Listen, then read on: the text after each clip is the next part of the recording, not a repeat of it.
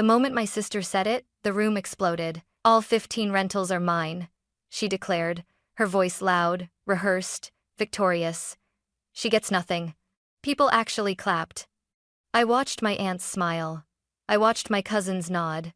I watched my parents stay silent, and in that silence, choose her. I didn't interrupt. I didn't defend myself. I didn't even blink. I smiled. Slowly, deliberately, I turned my head toward my father. "Dad," I said, keeping my voice calm even though my chest was burning. "You really don't know, do you?" The applause died like someone had cut the power. My father froze, his face draining of color. My sister spun toward me, panic flashing through her confidence. "No, what?" she demanded. And that's when I realized something none of them had considered. They thought this meeting was about who deserved the properties. I knew it was about who legally owned them. The meeting took place in my parents' formal dining room, the one that always smelled faintly of old wood and polished silver. It was the room reserved for moments when the family wanted to look united: birthdays, holidays, and conversations, where decisions were made without asking everyone involved. I arrived a few minutes late on purpose. When I stepped inside, every chair was already taken except one at the far end of the table. My sister sat near the head, right beside my father, her posture relaxed, confident, as if she belonged there more than anyone else. A thick leather folder rested in front of her, neatly aligned with the edge of the table. My mother stood behind her chair, one hand resting on the back, the other lightly touching my sister's shoulder. She didn't need to say anything. The message was clear. I took my seat quietly. No one greeted me. No one asked how I'd been. It was my uncle who broke the silence, clearing his throat as if he were opening a meeting at work. "Well," he said, glancing around the table, "we're all here. Let's talk about the properties." My sister didn't wait for permission. "As everyone knows," she began smoothly, folding her hands together, "I've been managing the rentals for years now, dealing with tenants, repairs, late payments, city inspections, all of it." She paused, letting the words settle, then continued. 15 rental properties, across 3 cities.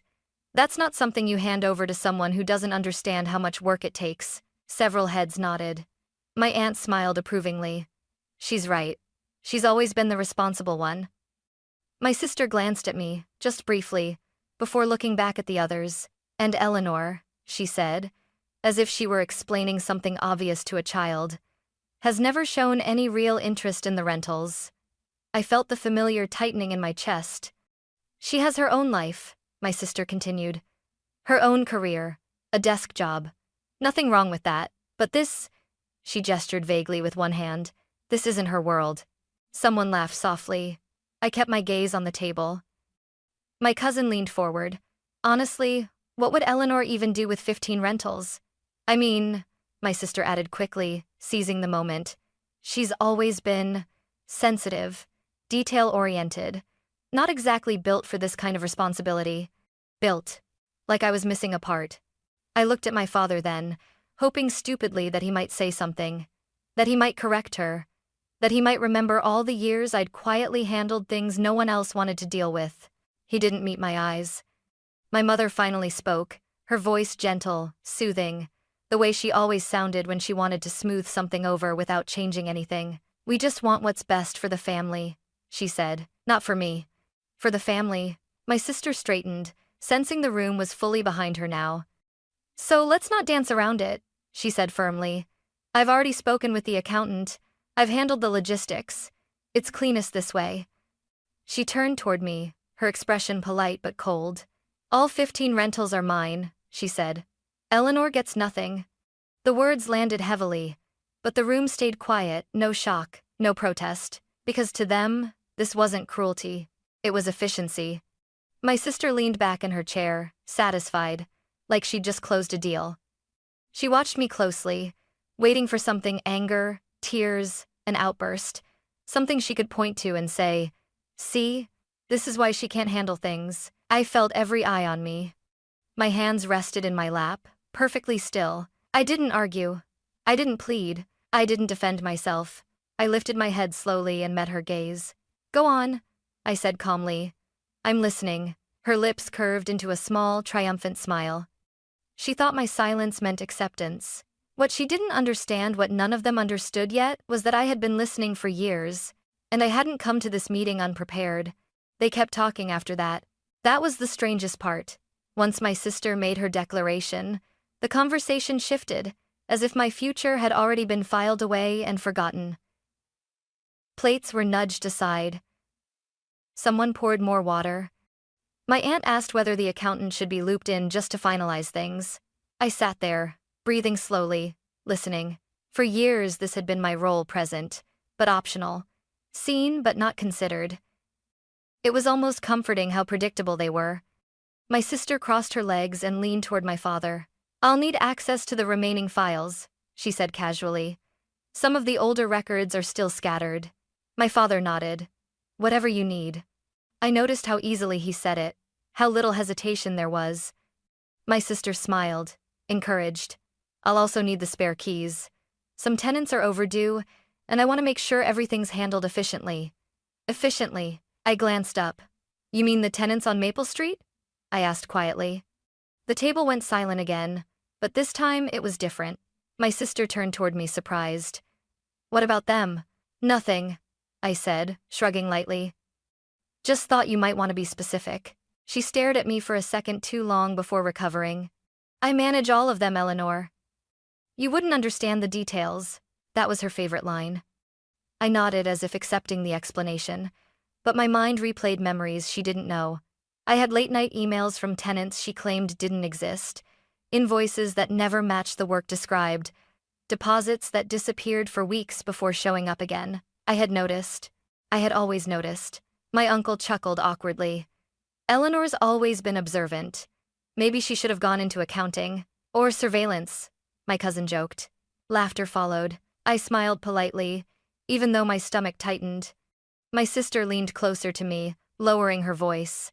"You don't have to do this," she said. "We can keep things simple." "Simple for who?" I asked. Her eyes hardened. "For everyone." That was the difference between us. She believed everyone meant the people with the loudest voices. I believed it meant the people affected by the truth. My mother cleared her throat. "Eleanor, sweetheart, if something's bothering you, you should say it now." I looked at her, then really looked at her.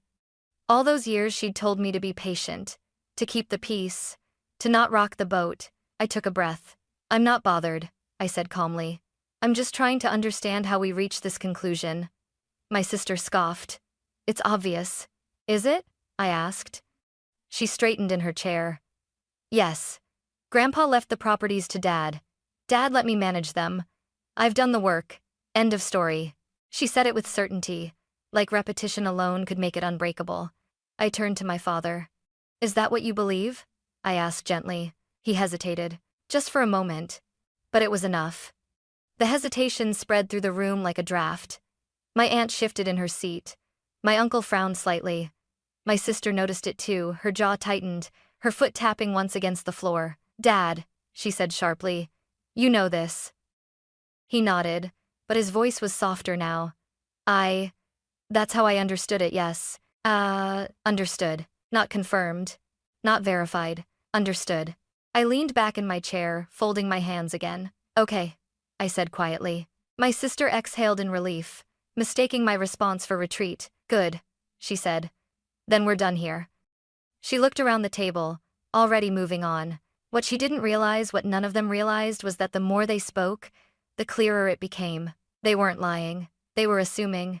And assumptions, I knew, were fragile things. I looked down at my bag, resting beside my chair.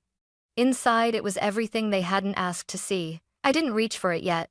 Not because I was afraid, but because timing matters. And the moment they felt most certain, that's when the truth would do the most damage. My sister was already gathering her folder when I spoke again. "Dad," I said. My voice wasn't loud. I didn't raise it. I didn't need to. She froze mid-motion, fingers still touching the leather cover. "Yes?" my father answered, looking tired now, older than he had when the meeting began. I chose my words carefully. "Before we end this," I said, "can I ask you something?" My sister let out a sharp breath. "Eleanor, we've already—" "Just one question," I said, holding up a finger. I didn't look at her. "Please." The room went quiet in that uncomfortable way it does when people sense something is about to change but don't yet know how. My father nodded slowly. All right. I leaned forward slightly, resting my forearms on the table. Did Grandpa ever tell you, I asked, that he transferred the rental properties before he died? The air seemed to thicken. My father blinked. Transferred? My sister laughed immediately. Too fast, too loud. That's ridiculous, she said.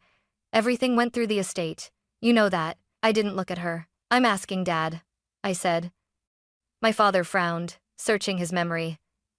I don't think so. Did you ever see the deeds yourself? I asked gently. That was when his confusion deepened into something closer to concern. I trusted your sister with the paperwork, he said. She handled all of that. Margaret's smile stiffened. That's because you asked me to, she said quickly. Someone had to be responsible. I nodded slowly, as if considering her words. And when you say the paperwork, I continued, turning back to my father, do you mean copies of the deeds? Or just summaries? My aunt leaned forward now. Why does that matter? Because, I said, keeping my voice even, summaries aren't ownership. My sister pushed her chair back slightly, just an inch, but enough to make the legs scrape softly against the floor. You're overcomplicating this, she snapped. Grandpa wouldn't have done something like that without telling us. I finally looked at her. You mean without telling you? I said. Her eyes flashed. What is that supposed to mean? It means, I replied, that Grandpa and I talked more than you think. That landed harder than I expected. My mother stiffened. Eleanor, why didn't you ever say anything? I held her gaze. Because no one ever asked. Silence followed. Not the comfortable kind. Not the kind you can talk your way out of. My sister folded her arms tightly across her chest. You're implying something, she said. If you have something to say it. I took a breath. I'm saying, I replied, that I don't think we're all working from the same information. My father rubbed his temple. Eleanor, are you saying the properties aren't part of the estate? I'm saying, I answered carefully, that Grandpa settled certain things while he was still alive. My sister stood up abruptly. This is insane, she said. You're confused. Or worse, you're trying to cause problems. I didn't move. I'm trying to prevent them, I said quietly. She stared at me, searching my face for hesitation, for doubt, for something she could exploit. She didn't find it. My uncle broke the silence. If that's true, he said slowly, then we should probably check. Margaret spun toward him. There's nothing to check. I reached down and placed my hand on my bag. For the first time since the meeting began, I felt the room shift, not toward me, but away from her. I agree, I said softly. We should check. My sister's voice rose. Check what? I met her eyes and smiled, not the polite one from before, but something calmer, steadier. The records? I said. My father swallowed. Eleanor, he asked quietly, what exactly do you have? I didn't answer him right away. Because once I did, there would be no pretending this was just a misunderstanding. I let the silence stretch, long enough for everyone to feel it. Then I said, enough to make sure we stop guessing. And for the first time that afternoon, my sister looked afraid. I didn't rush. That was the mistake they kept expecting me to make. Instead, I opened my bag slowly, deliberately, letting the sound of the zipper fill the silence. Every eye in the room followed the movement, as if whatever I was about to pull out might physically strike someone. I took out my phone first and placed it on the table, screen down. Then I slid a thin folder forward plain, unmarked. Nothing like the thick leather binder my sister had brought to perform authority. Mr. Collins, I said, turning to our family attorney, could you pull up the county property records? My sister laughed, sharp and brittle. This is a waste of time. Mr. Collins hesitated. He glanced at my father, then at my sister, then back at me. Just the public records, I added calmly. Nothing private, nothing speculative. My father nodded, slower than before. Go ahead. The laptop opened. The projector hummed softly as the screen came to life. I read out the first address. Mr. Collins typed. Clicked. Paused. His eyebrows lifted. Owner. He read aloud, carefully. Eleanor Grace Whitmore. The room inhaled as one. My mother's hand flew to her mouth. That can't be right. It is, Mr. Collins said, eyes fixed on the screen. Recorded March 12, 2018. My sister stepped closer to the table. Pull the deed, she demanded. You're reading it wrong. He did. The document filled the screen, notarized, stamped. My grandfather's signature looping across the bottom and the handwriting I'd seen on birthday cards and letters for years. My name printed beneath it, clear, undeniable. That's one, I said quietly. The second address. Same result. The third. The fourth. 15 times. The same truth repeated itself, each one landing harder than the last. No one spoke. The only sound in the room was my sister's breathing too fast, too loud, like she was running out of air. My father sank back into his chair. You've owned them, he whispered, staring at the screen. This whole time? Yes, I said. Grandpa transferred them while he still could. My sister shook her head violently. No, that doesn't make sense. I handled everything. I would have known. I finally turned to her. You handled the management, I said. Not the ownership. That's not possible, she snapped. Why would he do that? I answered honestly. Because he didn't trust appearances, I said. He trusted records. My mother's voice trembled. Why didn't he tell us? He told me, I said. And he told me why. The words hung there, heavy. Mr. Collins cleared his throat. These transfers are legally valid, he said. They predate Mr. Whitmore's passing by over a year. My sister looked at my father, desperate now. Dad, say something. He couldn't. He was still staring at the screen, at the proof he'd never asked to see. I thought. He started, then stopped. I assumed. I nodded. That's what Grandpa was afraid of. My sister backed away from the table, her confidence draining with every step. You're twisting this, she said. You always twist things.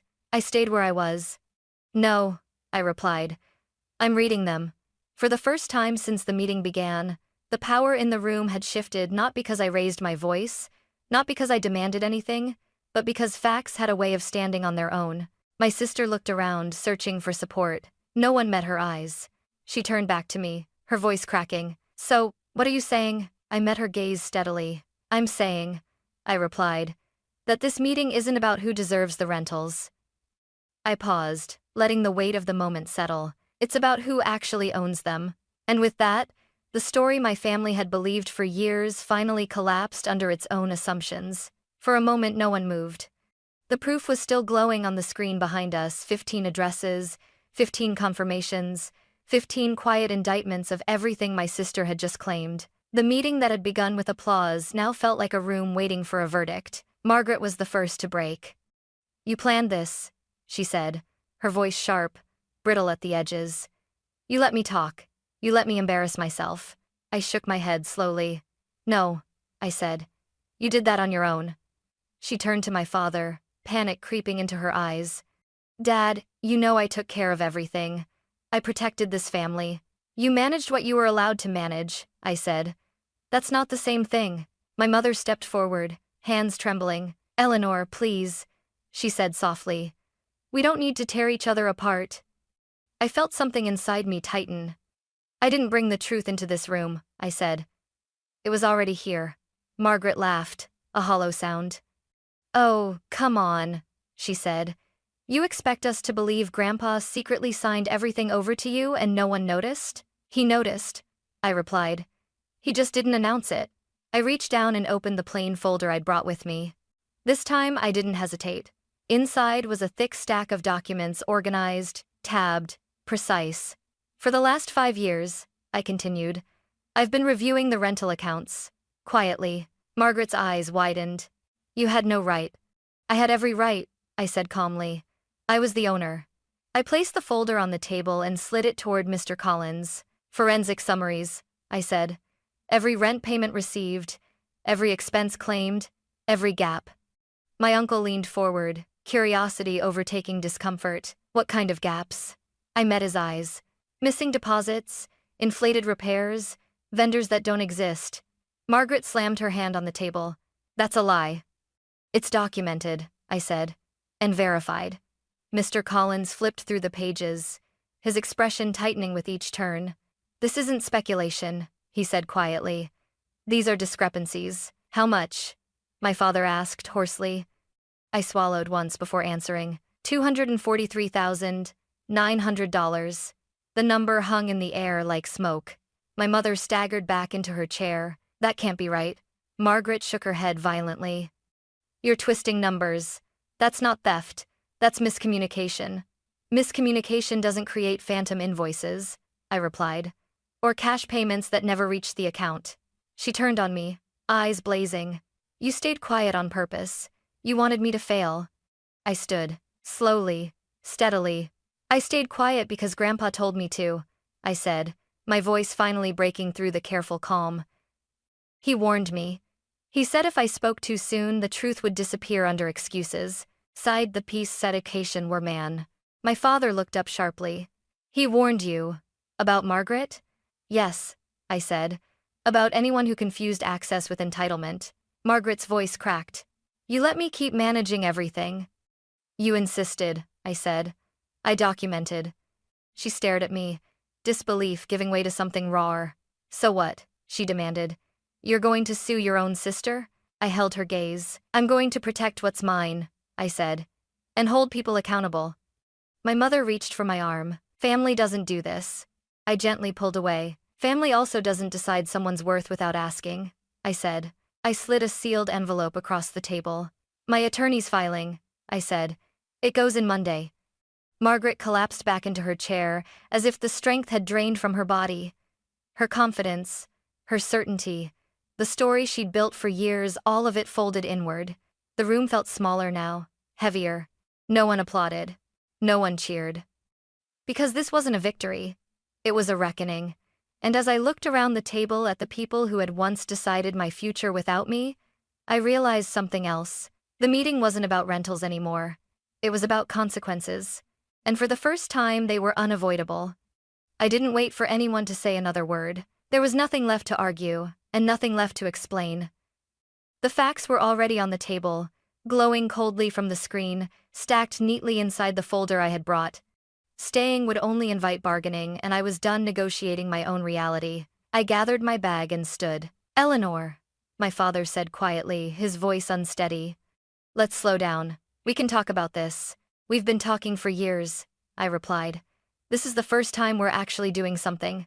Margaret looked up at me then, her face pale, her confidence gone. You can't just walk away, she said. This affects all of us. That's exactly why I'm walking away, I answered. I left the dining room without looking back. By Monday morning, the filing was submitted. I sat in my attorney's office, my hands resting flat on the desk as the clerk stamped the documents received. The sound was small, almost anticlimactic, but it felt like a line being drawn through 5 years of silence. Done. By Tuesday, 2 investigators contacted me to schedule a meeting. We sat in a quiet coffee shop, my folder open between us, pages spread out like a map of decisions made without oversight. They asked questions. I answered calmly, methodically, the way I'd learned to when facts mattered more than feelings. No one raised their voice. No one accused me of anything. They simply took notes. That night, my phone vibrated nonstop. Margaret called. And called again. Then text messages appeared, one after another. I didn't realize. I thought everything was approved. I can fix this. I read them all without replying. An hour later, a voicemail came through. Her voice was shaking now, stripped of the authority she'd worn so easily at the meeting. Eleanor, please, she said. I'll pay it back. I swear, I never meant for this to happen. I listened once, then I deleted it. I typed a single message and sent it. Turn over the keys within 48 hours. She didn't respond. She didn't have to. By Thursday, I had already scheduled the locksmith. Standing outside the first rental property, keys warm in my palm, I didn't feel triumphant. I felt strangely grounded. The building looked ordinary, faded siding, chipped paint, a child's bike leaning against the fence. This was what everyone had been fighting over. Not power, not status, responsibility. When the locks clicked into place, the sound echoed more loudly in my chest than it did on the door. For the first time, the properties were not just mine on paper. They were mine in practice. That evening, I sent formal notices to vendors and tenants, introducing myself not as someone's sister, not as a background figure, But as the owner, I kept the language professional, neutral, protective, no drama, no revenge, just clarity. As I closed my laptop, exhaustion finally settled in, but underneath it was something unfamiliar. Relief. The system was moving now, and for once, it was moving in my direction. My father came alone that Saturday. No warnings, no messages beforehand. Just a knock on my apartment door, hesitant and uneven, like he wasn't sure he had the right to be there. When I opened it, he stood in the hallway with his hands clasped in front of him, shoulders slumped in a way I'd never seen before. He looked smaller, older.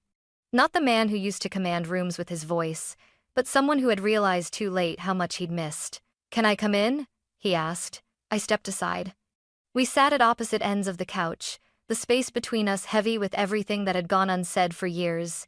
He stared at his hands for a long moment before speaking. "I didn't know," he said quietly. "I waited. I thought," he continued, swallowing hard, "that letting Margaret handle things was the safest choice. She was loud, confident, always asking for control. And you?" His voice trailed off. "And I was quiet. I finished for him." He nodded, shame flickering across his face. "I took that for compliance," he said. "For comfort." I stood and retrieved the packet of documents from my desk, the copies of the deeds, the timelines, the records that had lived in my life long before they mattered to him. I handed them to him. "You could have known," I said gently. "All of this was public, you just never looked." His hands shook as he flipped through the pages. "He trusted you," he whispered. "Yes," I said, "but he also trusted you to ask questions." Tears welled in his eyes, and when he looked up at me, they finally spilled over. "I didn't see you," he said. "Not really, I'm so sorry." The apology didn't fix anything, but it mattered. "I spent years thinking I wasn't enough," I said softly. "That if I spoke louder, or pushed harder, you'd notice me." He shook his head, voice breaking. "You were always enough. I just wasn't paying attention." We sat in silence after that, not the tense kind, but the quiet that comes when there's nothing left to defend. He reached for my hand, tentative, like he wasn't sure I'd let him. I did. "I'm proud of you," he said finally. "Not because of the properties, but because you stood up for yourself." I believed him, not because the words were perfect, but because they cost him something to say. When he left, the apartment felt different. Lighter, not healed, but honest. And for the first time, I realized that recognition, even when it comes late, can still change the shape of a wound. That night, after my father left, I sat alone at my kitchen table with my laptop open and the windows cracked just enough to let the city breathe in. I drafted emails slowly, carefully, introductions to tenants, notices to vendors, confirmations to the bank. Nothing dramatic, nothing personal, just clarity. For the first time, my name didn't feel like something I had to defend. It was simply mine. Over the next few days, responses came in. Tenants thanked me for explaining things clearly. One woman told me she was relieved to finally know who to contact when something broke. Another said my grandfather had spoken of me once, years ago, with quiet pride. I closed my eyes and let that sit with me. The properties weren't trophies. They were responsibilities. Places where people live their lives, ordinary, fragile, important lives. That was the part everyone else had missed. Margaret stopped calling. I didn't know what consequences she would face, and I didn't try to control that. I had learned that accountability didn't require cruelty. It required boundaries. What surprised me most was how calm I felt. Not vindicated, not victorious, just steady. One evening, as I locked up my office and stepped into the cool air outside, I realized something else had changed too. I wasn't measuring myself against my sister anymore, or my parents, or anyone else's expectations. I had protected what was mine. I had told the truth when it mattered. And I had done it without becoming someone I didn't recognize. That was the real inheritance my grandfather left me. Not the properties, but the patience to watch, the courage to speak, and the wisdom to know when silence was preparation and when it was time to finally be heard. That night, I slept deeply. No rehearsing conversations, no guarding my name, just rest. And in the morning, I woke up knowing this. I didn't take anything from my family. I claimed myself.